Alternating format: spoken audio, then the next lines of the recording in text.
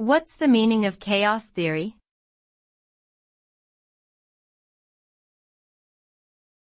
Chaos theory.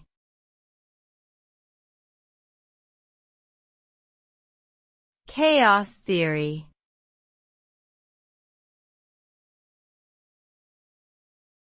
Chaos theory.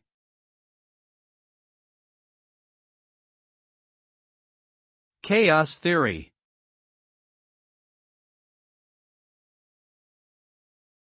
Chaos theory is a branch of mathematics that studies the behavior of dynamic systems that are highly sensitive to initial conditions, also known as the butterfly effect. In other words, small differences in the starting state of such a system can lead to vastly different outcomes in the long term. Chaos theory has applications in various fields, such as meteorology, economics, and biology. The main result of chaos theory is that seemingly random and chaotic systems can have underlying patterns and structures, which can be described and potentially predicted using mathematical models.